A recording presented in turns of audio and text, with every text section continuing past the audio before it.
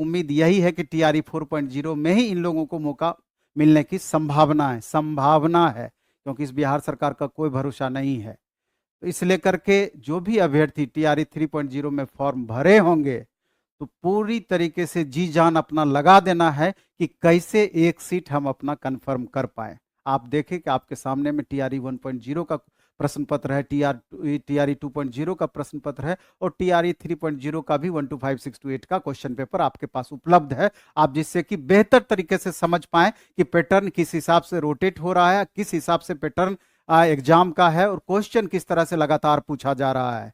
तो निसंदेह जब इस पर आप गौर करेंगे तो पाएंगे कि कंप्लीट एससीईआरटी एनसीईआरटी बेस्ड ही क्वेश्चन पूछा जा रहा है, चाहे उसका स्टैंडर्ड कितना भी बढ़ा दे रहा हो। इसमें जब तक आप बारीकी से गहराई से आप एनसीईआरटी या एससीईआरटी को नहीं पढ़ते हैं तब तक क्वेश्चन छूटने की संभावनाएं आपकी बनी रहती है, कंफ्यूजन आपका बना हुआ रहता है, चाहे आपका कोई भी सब्जेक्ट क्यों ना हो।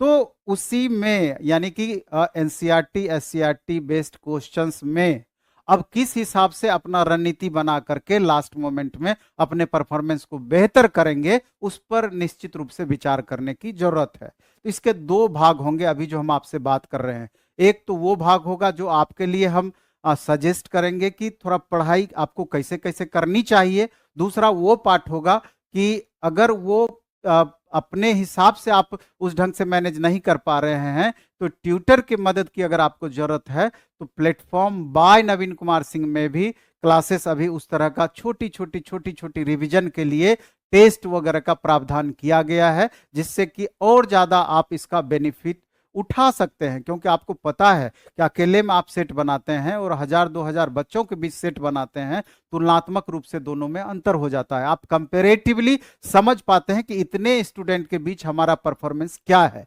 जब इतने ही स्टूडेंट के बीच बहुत अच्छा परफॉर्मेंस नहीं है तो क्या उम्मीद करेंगे कि जहां लाखों यानी 4.25 लाख विद्यार्थी सब मिला करके बैठेंगे वहां हमारा रिजल्ट हो जाएगा? कतई संभव नहीं है। इसलिए इसके दो माध्यम है, एक ऑनलाइन माध्यम है वैसे अभ्यर्थी के लिए जो कि दूर दराज में रहते हैं, पटना नहीं आ सकते हैं। दूसरा ऑफलाइन माध्यम उनके लिए है जो कि पटना में रहते हैं और लगातार अभी टीआरई 3.0 4.0 के लिए तैयारी कर रहे हैं। दोनों माध्यम है। हम तो कहना चाहेंगे वैसे अभ्यर्थी से कि जो कि बाहर रहते हैं, पटना से बाहर, अगर संभव है तो 1.5 महीने 2 महीने यानी टीआरई 4.0 तक का टारगेट बना करके आप पटना एक बार आ जाएं। 2-4 महीना आप पटना में रहिए, क्योंकि एक माहौल भी बड़ा सा काम करता है कि आप दूसरे अभ्यर्थी को भी देख करके बहुत कुछ सीख पाते हैं या अपने परफॉर्मेंस को और तुलनात्मक रूप से बेहतर करने का प्रयास करते हैं। और अकेले में सेट आप बनाते हैं तो वास्तविकता पता नहीं चल पाती है कि हमारे तैयारी का वास्तव में लेवल कहां तक पहुंच पाया है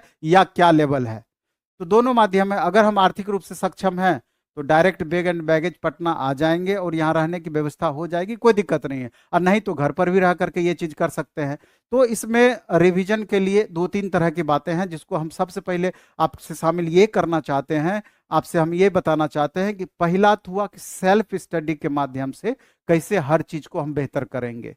तो मेरा मानना है, मेरा कहना है कि सेल्फ स्टडी बेस्ड स्ट्रेटेजी हमेशा से रहा है, बेस्ड स्टडी हमेशा से रहा है। उसके लिए आपको क्या करना पड़ेगा कि स्ट्रिक्टली एक रूटीन को आपको फॉलो करना होगा। और उसमें देखेंगे कि जैसे हम एनसीईआरटी एससीईआरटी की बात किए तो क्लास सीईआरटी का पूरा बुक जो आपका पेपर स्पेशल है अच्छे से उसको देख जाएंगे, लाइन बाय लाइन पहले उसको अंडरलाइन करके। और उससे भी पहले आपको चाहिए कि टीआरई 1.0 टीआरई 2.0 टीआरई 3.0 सब के प्रश्न पत्र को आप सामने रख लें, एक आइडिया बना लें आप कि किस तरह का प्रश्न पत्र पूछा हुआ है। तब उसके बेस पर आप एनसीईआरटी का page by page topic by topic पलटें, आपको दिख जाएगा ये क्वेश्चन यहीं से डायरेक्ट उठाया है, ये क्वेश्चन यहीं से डायरेक्ट उठाया है। तब जाकर के उसको हाइलाइटर से हाईलाइट करते हुए आगे बढ़े और फिर उसको नहीं संभव है तो एक आध बार उसको नोट्स के रूप में लगातार लिखते चले जाए। हालांकि इसमें टाइम जरूर लगेगा लेकिन वो परफेक्ट सॉल्यूशन होगा, आपको अधिक से अधिक याद रह पाएगा। एक बार खुद से इस तरीके से पढ़ाई कर लिए और दूसरा की अगर संभव हो पाया 2-4-5 बच्चे ग्रुप बनाकर उसका डिस्कशन भी आपस में कर सकते हैं। मैथ वगैरह है तो ये सेम चीज मैथ में भी संभव है, एनसीईआरटी एससीईआरटी एग्जाम्पलर वगैरह आप बना जाएं उससे भी आपको फायदा होगा। चाहे आपका आर्ट्स हिस्ट्री पॉलिटी ज्योग्राफी या साइंस में कोई भी सब्जेक्ट, ये सबके लिए लागू होता है।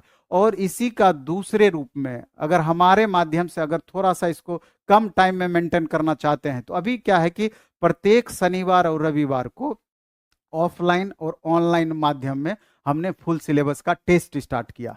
बहुत सारे बच्चे उसमें एक साथ शामिल होते हैं और यही टेस्ट हम गंगा घाट पर भी लेते हैं, लेकिन जैसे ही एग्जाम का एग्जैक्ट डेट आ जाएगा तो मे भी हम गंगा घाट पर भी चले जाएंगे, स्टार्ट कर देंगे। अभी हमारा सैदपुर मोड़ भिकना पहाड़ी पटना सेंटर पर ऑफलाइन मोड में और बाजार समिति मेन गेट सेंटर पर ऑफलाइन मोड में ये शनिवार रविवार वाला टेस्ट सुबह 7 से 9 और शाम में 6:30 से 8:30 दो टाइम में अभी ये टेस्ट आपका चल रहा है। इससे दो फायदे हैं, अगर हमारा 1 to 5 6 to 8 दोनों है तो एक सुबह दे देंगे, दूसरा शाम में दे देंगे, फिर दूसरे दिन भी सुबह दे देंगे, शाम में दे देंगे। या एक ही टेस्ट है तो अपने हिसाब से सुबह या शाम का टाइम फिक्स कर लेंगे। तो ये टेस्ट अगर आप देते हैं तो हजारों बच्चे उसमें भाग लेते हैं, तो आप कंपेरेटिवली जज कर पाएंगे इतने स्टूडेंट के बीच अभी हमारा क्या परफॉर्मेंस रह रहा है।